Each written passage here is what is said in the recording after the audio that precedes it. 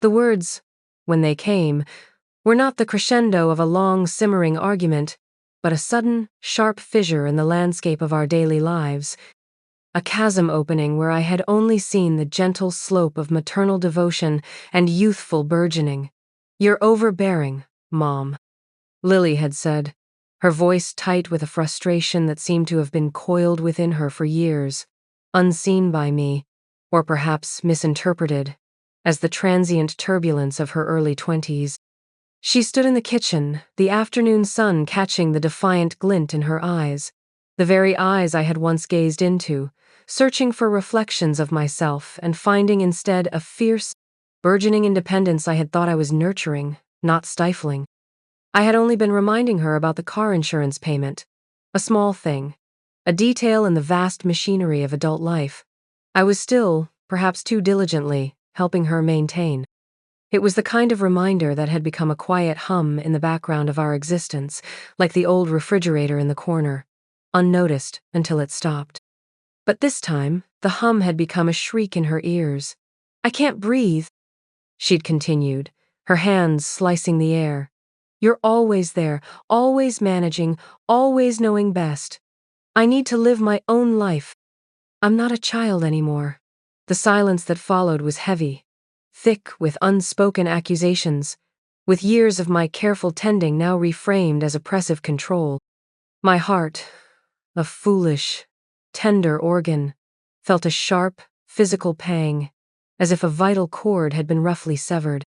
I wanted to argue, to defend the love that motivated every reminder, every inquiry, every act of service, but I saw in the rigid set of her jaw, the stormy depths of her eyes, that my words would be just more rain on an already flooded plain.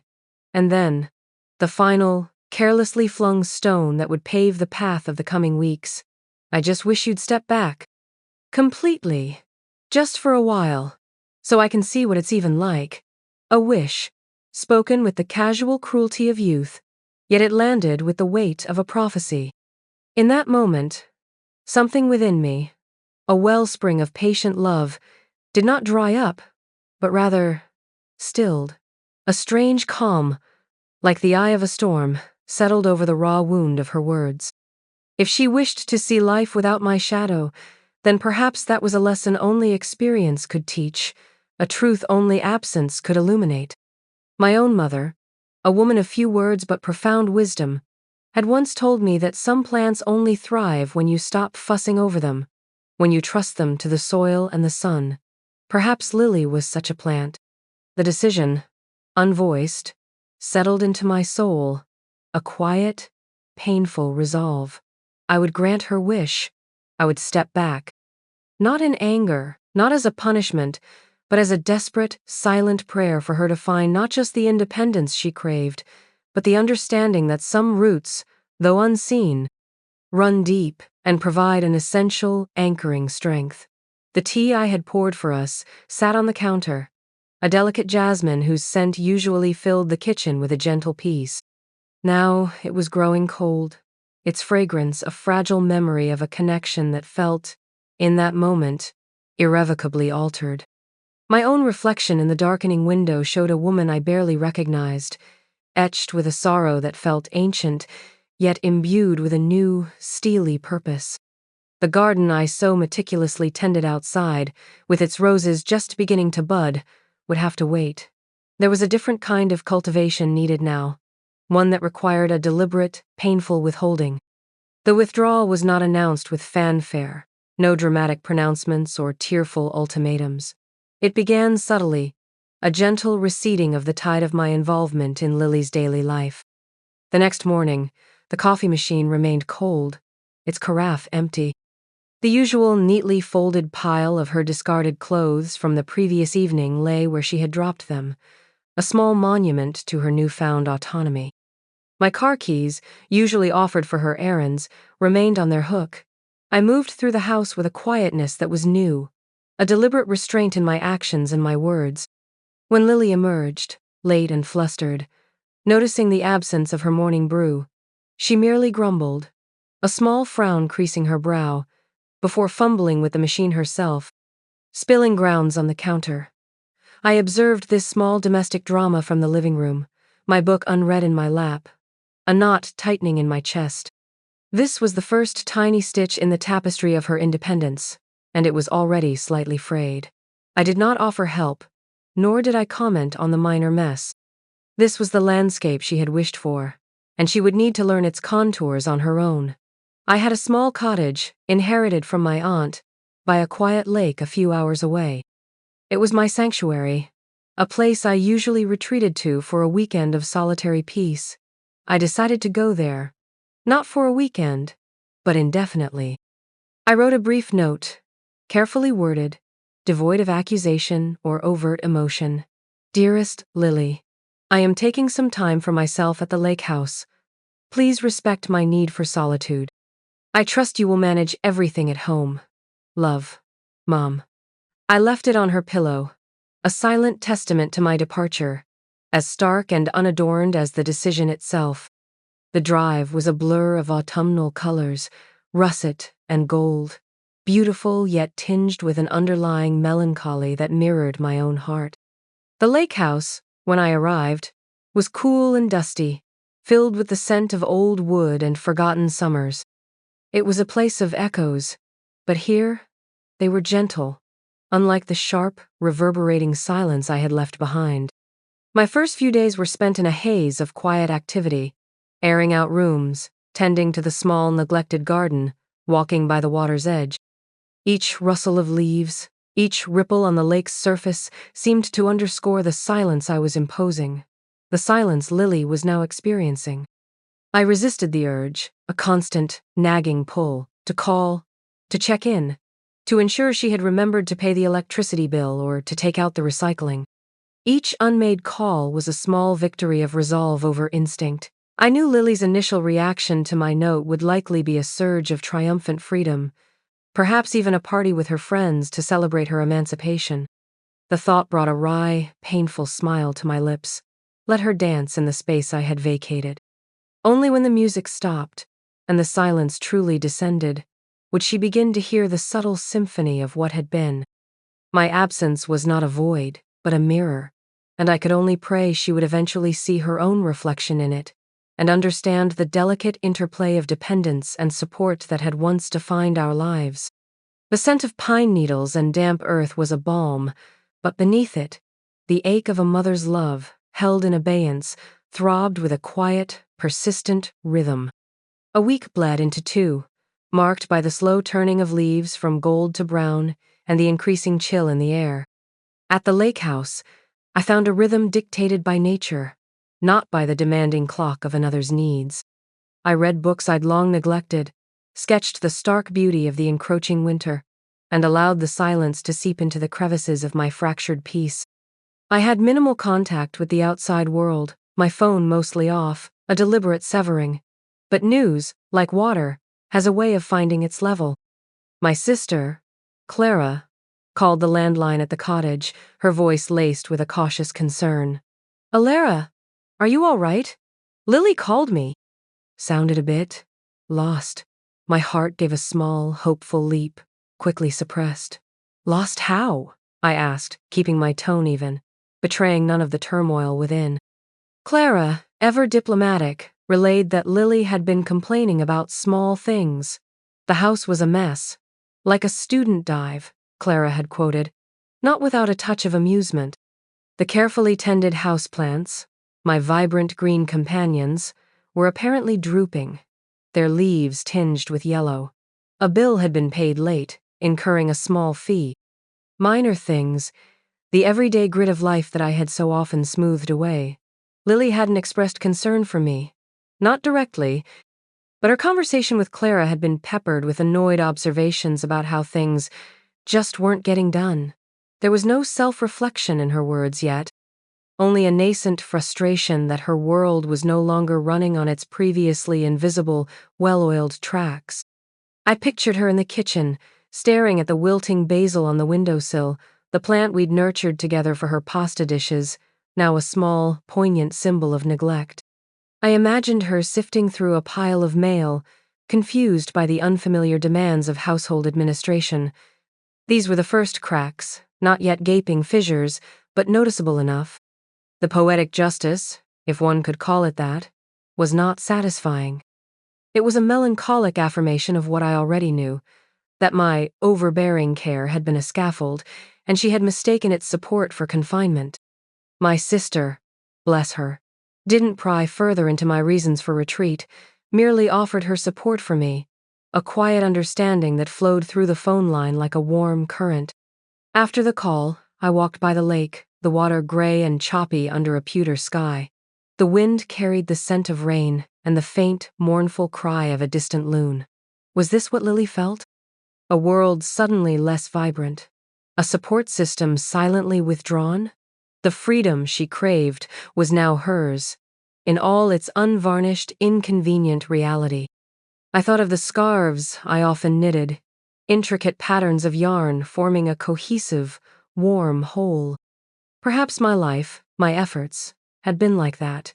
A complex weave she hadn't appreciated until a few crucial threads were pulled away, leaving the pattern incomplete, the fabric weak.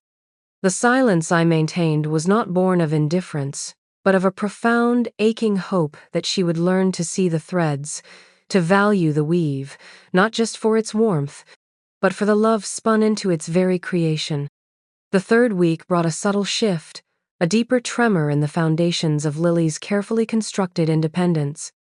Clara called again, her voice a little more troubled this time.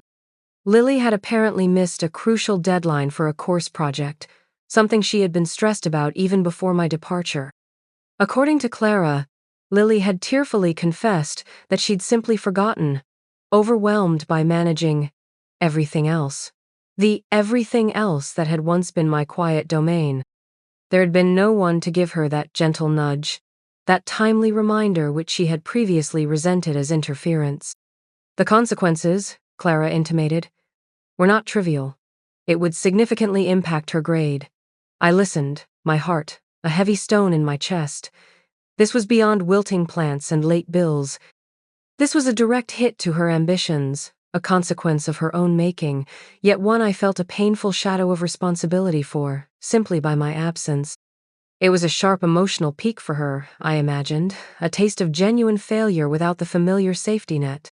I recalled countless evenings spent proofreading her essays, helping her brainstorm ideas, or simply providing a calm space and a comforting cup of tea while she worked late into the night.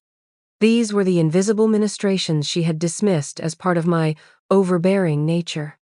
Now, the absence of that steadying hand was keenly felt, manifesting as a tangible setback. Clara mentioned that Lily had sounded small, deflated, her earlier bravado replaced by a bewildered anxiety. She hadn't asked for me, not directly, but she had wistfully mentioned how Mom always knew how to organize things. A small admission, a tiny crack of light in her resolute independence.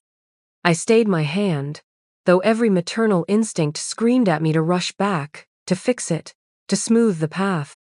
But the lesson, I knew, had to be hers to learn, the victory hers to claim, even if it emerged from the ashes of a minor defeat. The empty chair at my small kitchen table in the lake house seemed to echo the one I imagined at home, a silent sentinel in a house that was perhaps no longer running so smoothly.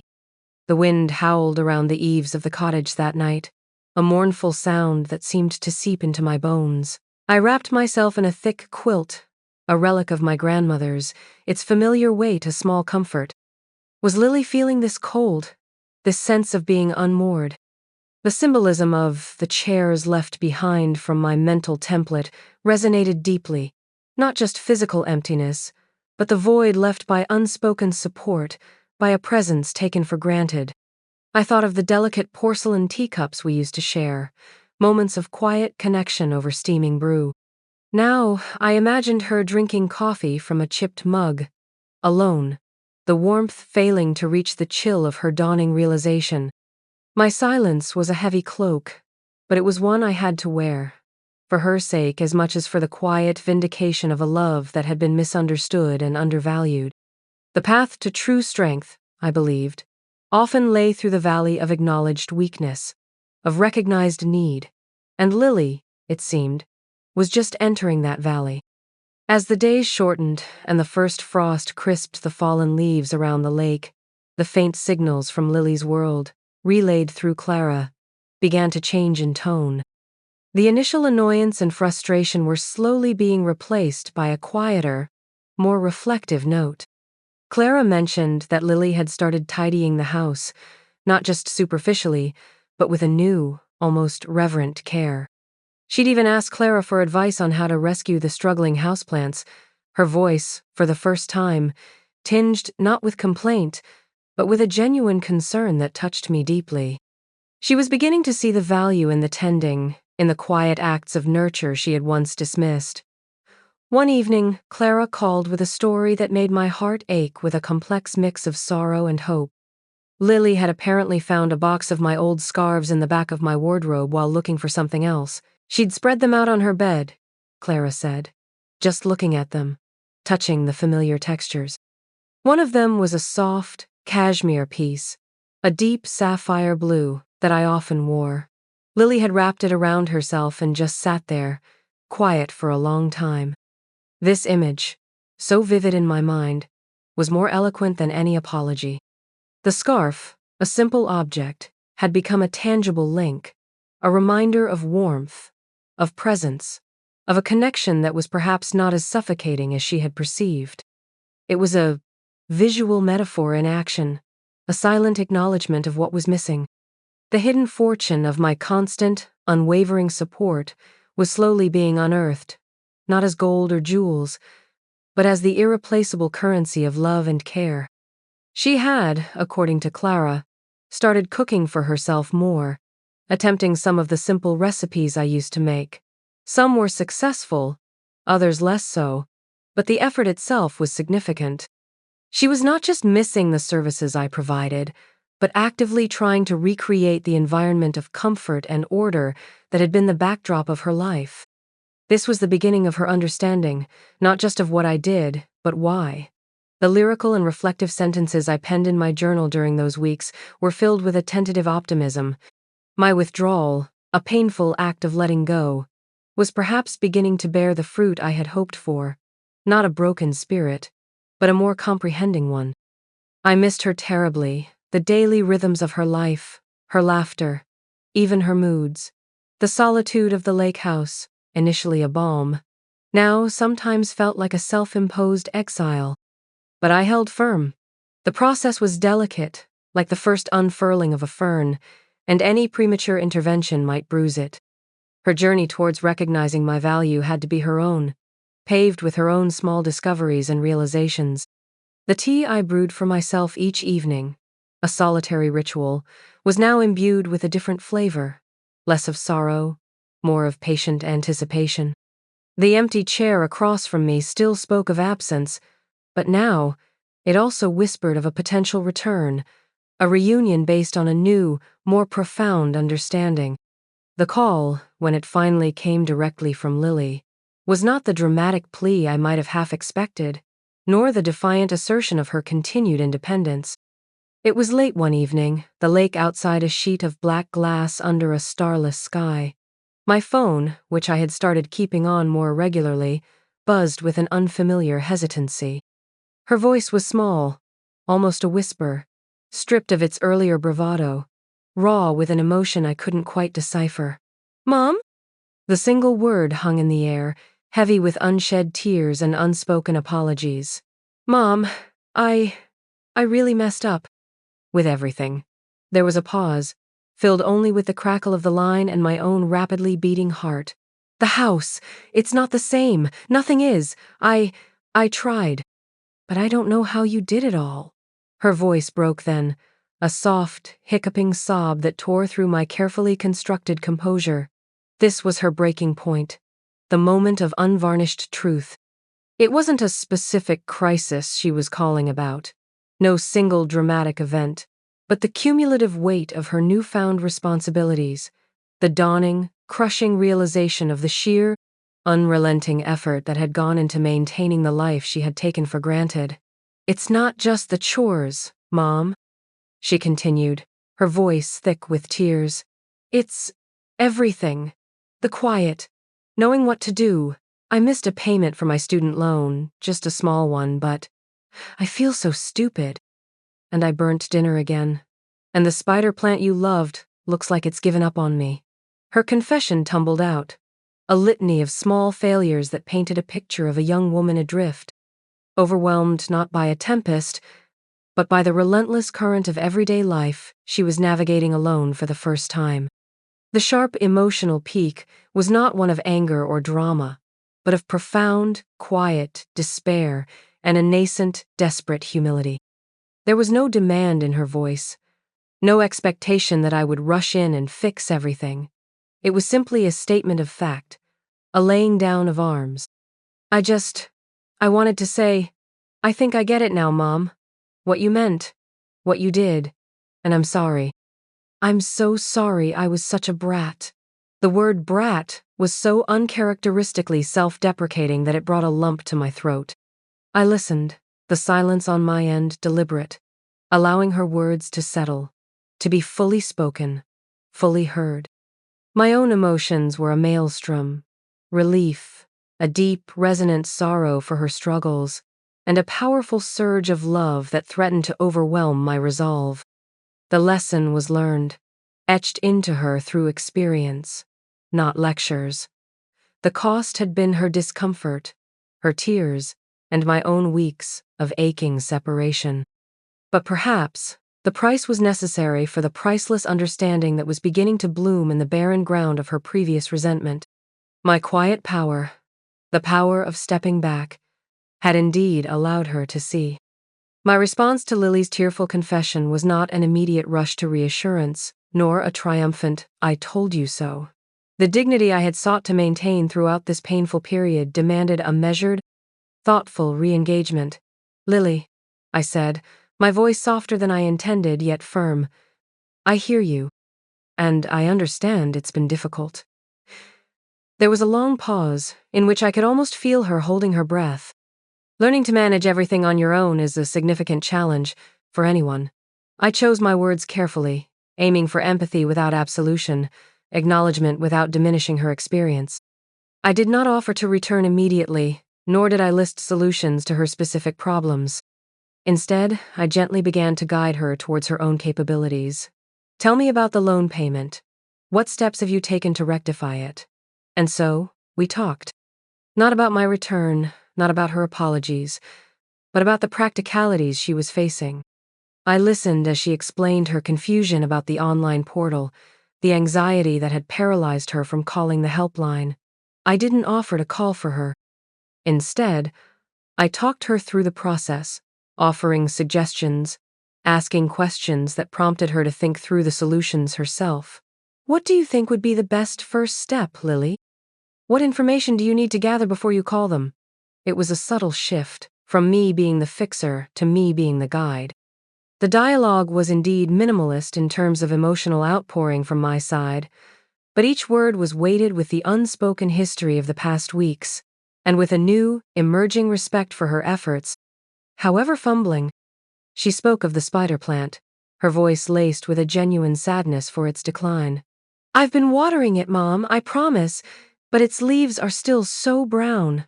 Perhaps, I suggested gently, it needs more than just water. Sometimes plants need their environment changed, or a different kind of nourishment. What have you observed about where it's placed? Is it getting enough light? Slowly, tentatively, she began to articulate her own observations, her own ideas for what might help. There was a dawning confidence in her voice as she talked through these small problems, a sense that she could figure things out, even if it was harder than she imagined. My emotional power reclaim was not in resuming control, but in being recognized as a source of wisdom, a steady presence she could turn to for guidance, not just for rescue. By the end of the call, which lasted nearly an hour, Lily's tears had subsided, replaced by a weary but perceptible sense of accomplishment. She had a list of small, actionable steps for the next day. She thanked me, her voice still fragile, but with a new note of sincerity. Thanks, Mom, for listening, and for not just fixing it. That, perhaps, was the most significant acknowledgement of all. The understanding was taking root. The days that followed Lily's call were marked by a slow, cautious thawing. We spoke on the phone every couple of days, our conversations shifting from her immediate, panicked concerns to more reflective discussions. She would tell me about her small victories, successfully navigating a bureaucratic phone call, cooking a meal that didn't end in disaster, even coaxing a new green shoot from the beleaguered spider plant. "I repotted it, Mom," she announced one afternoon, a note of quiet pride in her voice.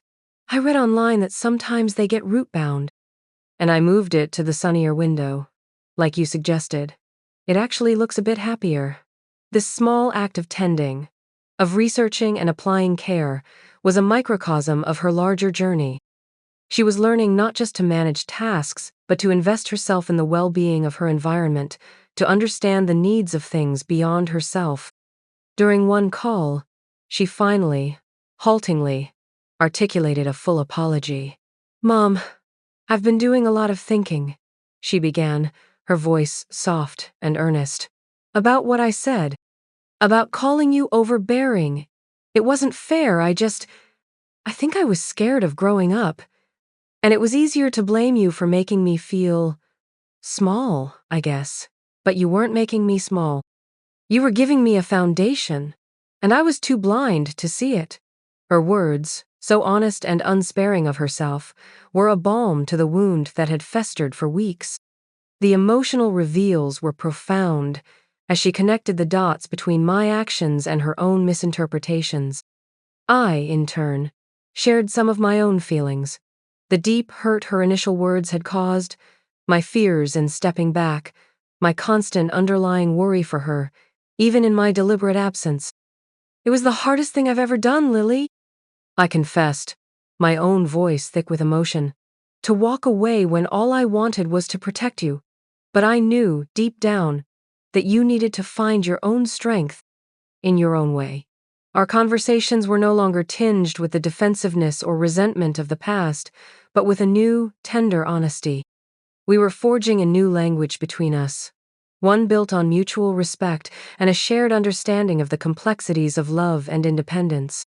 The symbolism of the shared cup of tea, once cold and divisive, now felt possible again, imbued with a warmth that came from genuine connection, not habit. I hadn't yet returned home. The lake house, once a refuge of solitude, was now a place of quiet connection, a remote harbor from which I could gently guide her ship. The wilting plants at home, now under Lily's tentative care, were a metaphor for our relationship, bruised, perhaps, by misunderstanding, but capable of regrowth with patience, understanding, and the right kind of tending. The lyrical and reflective quality of our exchanges, the careful choosing of words, mirrored the delicate process of rebuilding trust and forging a new, more adult bond. After nearly a month at the lake house, I decided it was time to go home. Lily didn't ask me to. In fact, she seemed to be finding a tentative rhythm in her independence, a quiet pride in her ability to manage. But I knew the lesson, in its harshest form, had been learned. What was needed now was not continued absence, but a careful reintegration, a recalibration of our relationship on new terms. I drove back on a crisp November morning, the landscape starker now, the trees bare, yet beautiful in their unadorned honesty. As I pulled into the driveway, I noticed small changes. The porch, which had been cluttered with Lily's discarded shoes and sports equipment, was tidy. The chrysanthemums I'd planted in the autumn, which I'd worried would be neglected, were surprisingly vibrant, clearly watered. My heart swelled with a quiet pride. Lily met me at the door, not with a dramatic rush, but with a hesitant smile and eyes that held a new depth of understanding. The house itself felt different. It was clean, orderly, not with my practiced efficiency, but with a sense of effort, of care. The infamous spider plant sat in the sunniest window, indeed looking perkier, a testament to her newfound diligence.